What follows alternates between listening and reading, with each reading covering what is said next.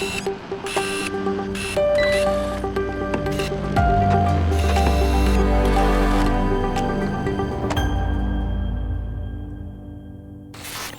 afternoon. Hello there, and welcome to another episode of DirectConnect.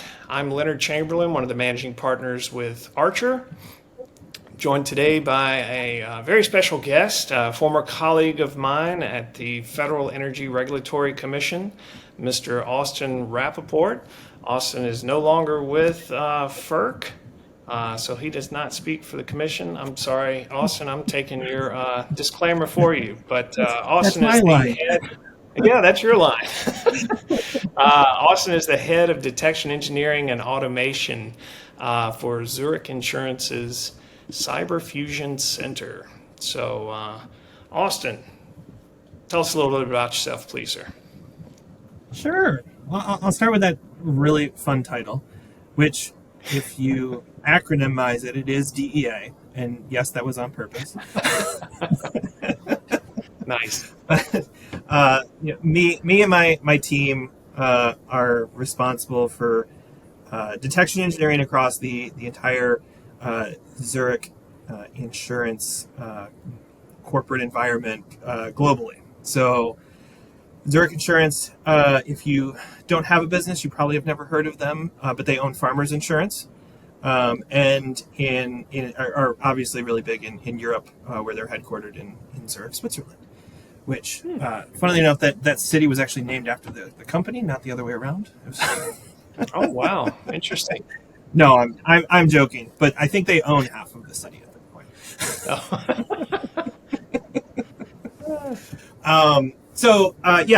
Detection engineering, my team builds out all of the alerts and continuous monitoring that Zurich does in its SIM and EDR tools, as well as our NDR tooling.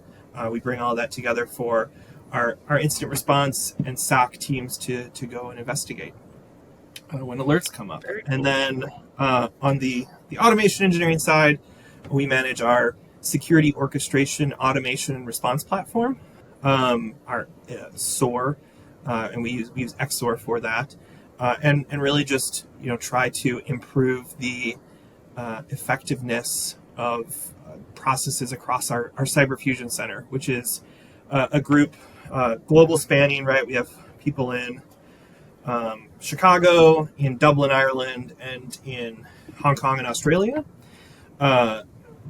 managing 24/7 security operations for the global group Zurich environment.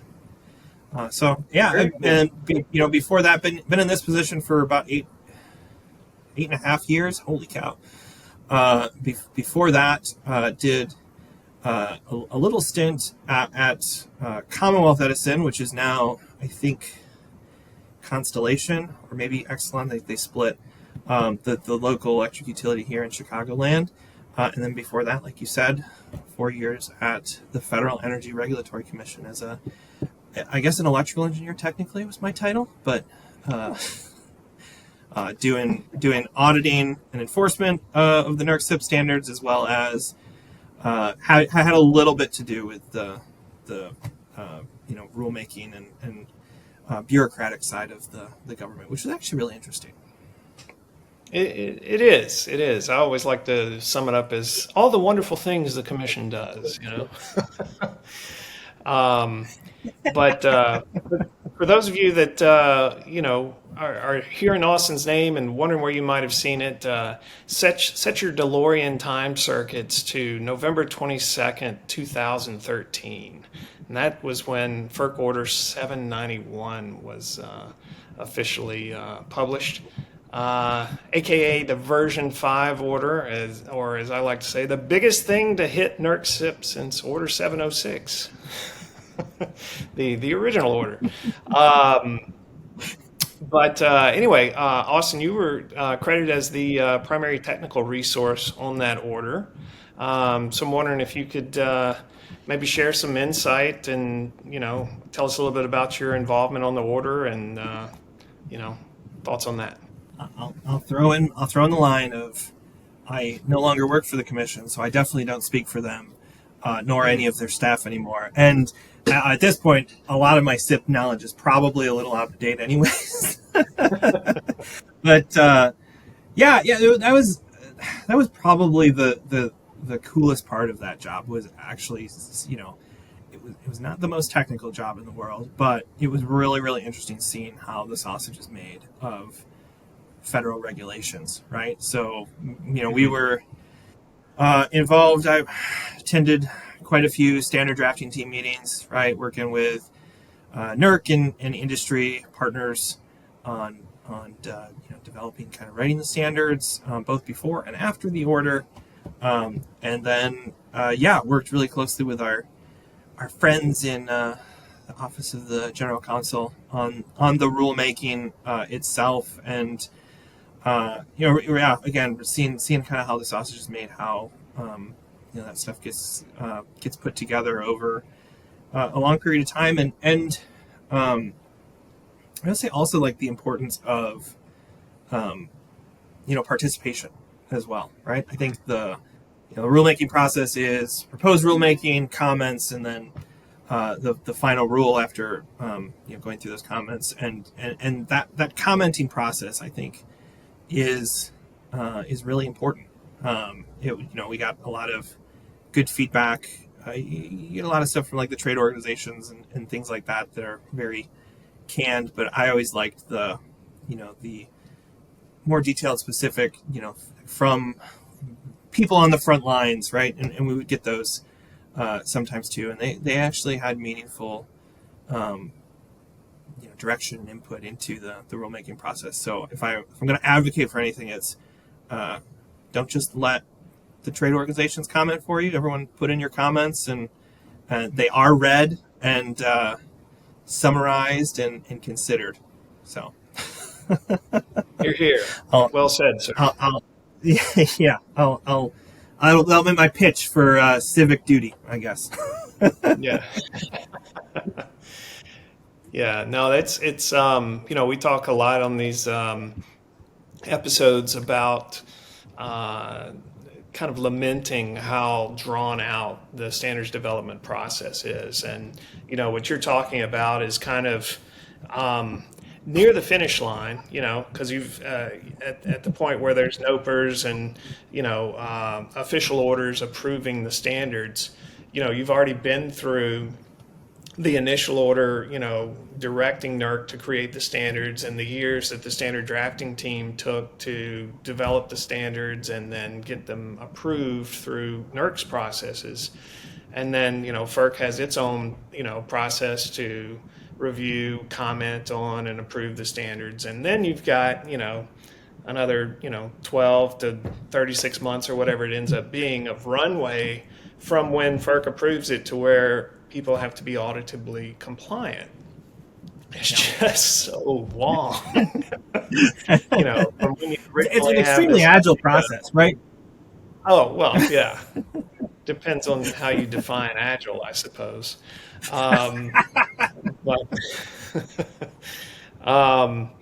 But anyway, so thank you for sharing kind of your career path with us. I think it's very interesting to me to hear someone that's was a fellow regulator at the federal level that then went into service directly for an investor-owned utility, in the electric sector, for some number of years, and now has actually divorced themselves from all things NERC SIP and electric sector, and now you work for a completely different sector.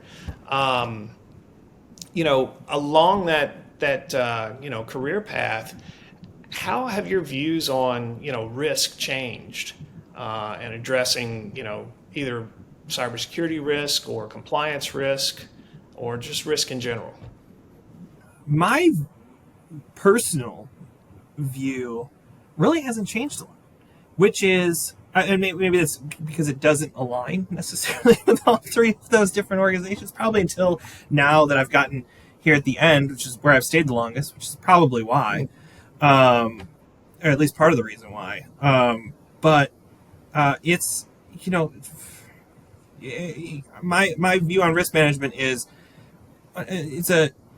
it's a business decision at the end of the day, but you have to be well informed, and you have to be striving to do the right thing, and be striving to push to become more and more secure, right? Because adversaries are just getting better, or at least more competent, just along with the defenders. So you have to continuously improve, continuously evolve, if you're going to stay and make it kind of in the game. And I think that's kind of what I tried to advocate and push for, was improvements at the commission, to try to elevate that floor. But we always knew it was kind of a floor and not a ceiling, or at least that's how it should be treated, right? It was the bare minimum. And I think that short stint, and I only spent like 9 months at Commonwealth Edison because I loved it so much. But I think that that maybe it's the mandatory part of it, or the regulatory fines, or the very granularity in the standards, but it's become the end goal, as opposed to something that just gets accomplished because you're doing the right thing, and you're securing your kind of your organization in general, right? And that's, I think, what is the big difference, right? You can't argue that the insurance sector is not as heavily, if not more heavily, regulated than the electric sector. We don't have things like LERC and LEAP, which actually I don't think exist anymore. But that doesn't stop some entities from continuing to use those terms, or even inventing completely new terms for their own use. But that's a whole other soapbox for me. We don't invent terms as much. In fact, our organization is very, very NIST based, which, again, another point that I've advocated for during my entire career is we use the NIST cybersecurity framework and their maturity model to kind of measure ourselves against. I don't know if you recall, but I worked heavily on that when I was at the commission. So I'm happy to hear that the fruit of my labor is being used. Yep, exactly, and that's our primary objective. Our CISO, my boss's boss, his primary objective is to improve our maturity score. So we take it very, very seriously, but we don't live our lives like to adhere to a specific set of standards. I mean, we do incorporate them, and we have to produce evidence for them and whatnot. But we just kind of do the right thing and do the things that make sense, and the security and compliance kind of follows with that, right? Like it's there's a new regulation that no one in the electric sector cares about, but people in Europe are very concerned about, called DORA, which I don't even know what it stands for, but it gets very, very prescriptive. Is it about exploring? It's about exploring with backpack and wipers, and it's about exploring for vulnerabilities and simulating bad guys. It's a lot of red team activity in it. Very, very prescriptive around how you're supposed to conduct assessments, both external assessments and internal assessments.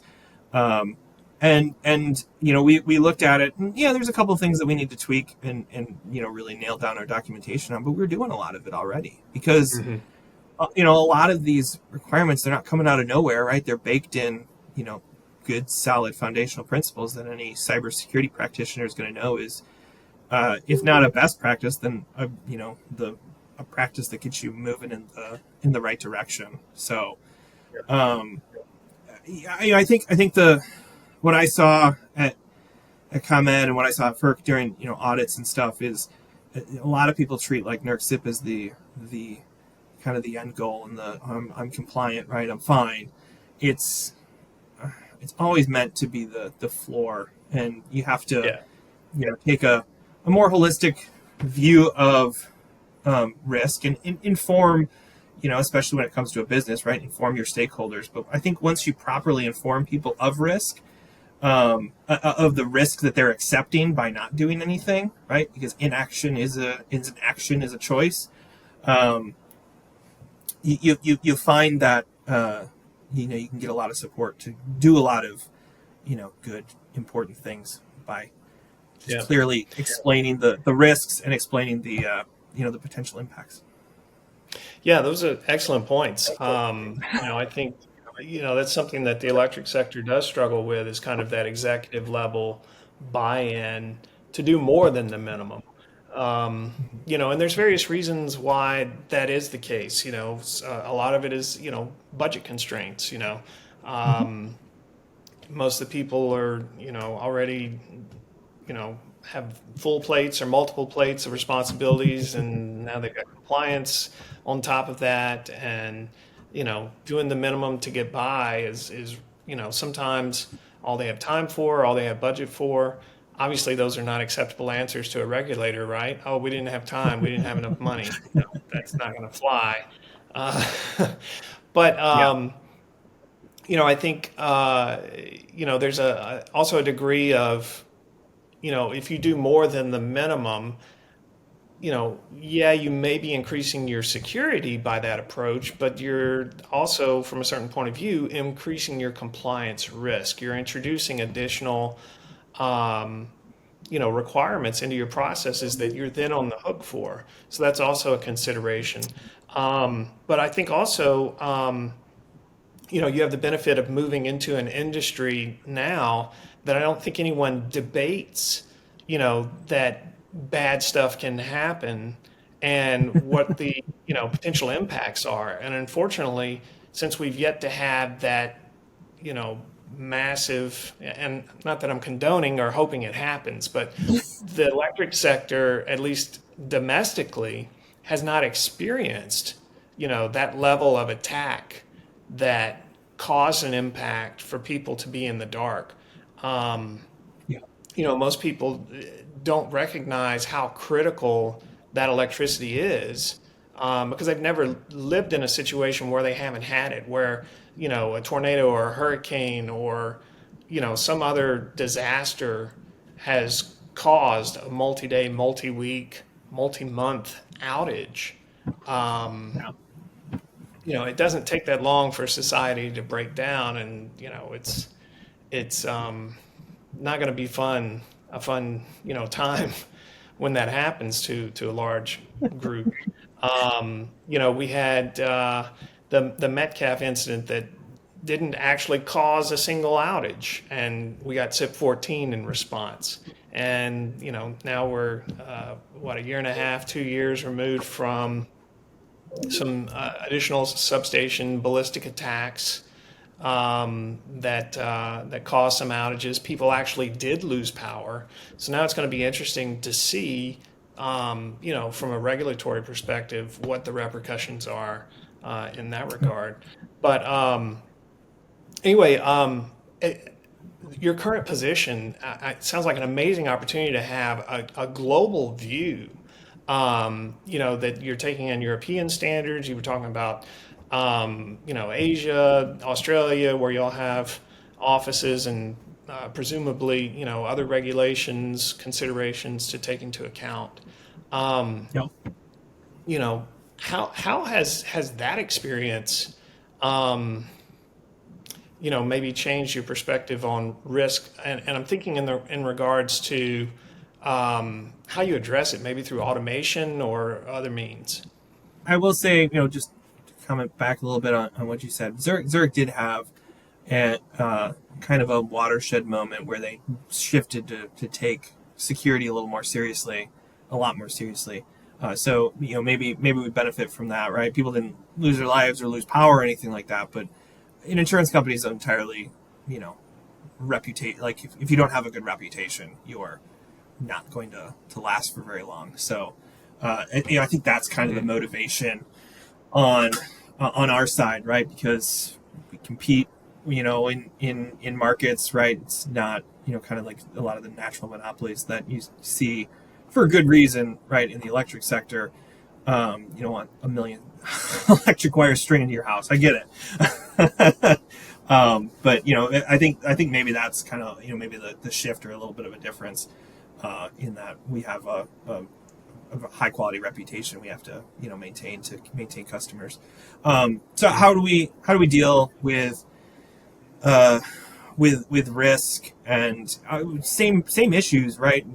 Don't we're not insulated from them, right? Risk, lack of budget, lack of opportunities to grow staff and everything. The only way to deal with it is through automation. And I'd say really on both sides of my team, that's what we focus day in and day out on. How do we make sure that the alerts going up to our incident response and SOC are actionable, right? Are actually something that needs to be investigated. And we do that by combining different alert sources together and bubbling up the most risky behaviors, right? We do everything behavior based for the most part. But then on the kind of on the automation of processes and stuff, we try to we haven't, well, outside of one process, we haven't automated decision making too much. But I think of like your standard incident response process as you get your alert, right? You have to do your initial triage and initial analysis, right? So anything we can do to provide context to an analyst, to provide enriched data, right? Like, hey, this this process like Excel spawned PowerShell, right? Give it as much details about what that process did. Give it as much details about what machine it was on, where that machine is. Is it a server in a data center housing critical sensitive data, or is it the contractor's workstation? Different risk for different different data sensitivities and business criticality, and then present all that information to an analyst in easy to digest format. Allow them to make a decision, and then as best you can automate the response and containment to it too, right? So we have automations to go out and quarantine devices, to go and automatically input firewall blocks, to and DNS blocks.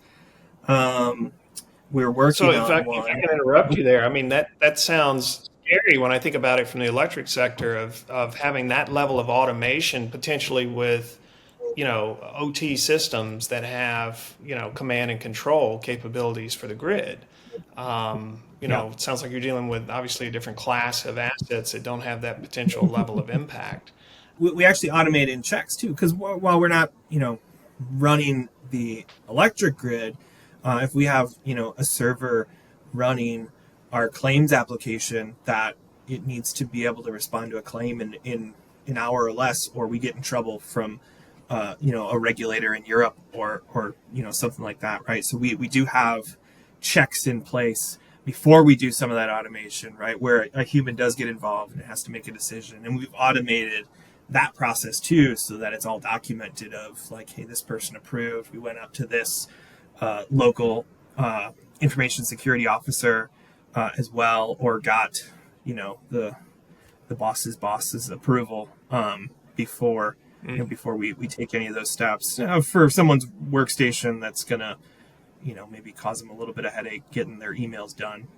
We'll do that stuff a little bit more quickly, but well, not at the same level. We do we automate in those checks too, and automate, which is equally important, the documentation of it. We have everything kind of in a case in a timeline order, so that we don't have to, so that if someone asks us for like, why did you make that decision when you did, we have all of we can provide them, hey, here's the timeline of events and everything that we took, and all the data we analyzed to make that decision, which is helpful during audits too, obviously. No, that sounds amazing that you're able to automate that. One of the things that a lot of our clients, more first-time clients, right, come to us with is not really understanding how they demonstrate they're being compliant with a lot of these performance-based standards. And It's sometimes an education on kind of how you document how you do something. And Yeah. to have the ability to automate that is probably huge.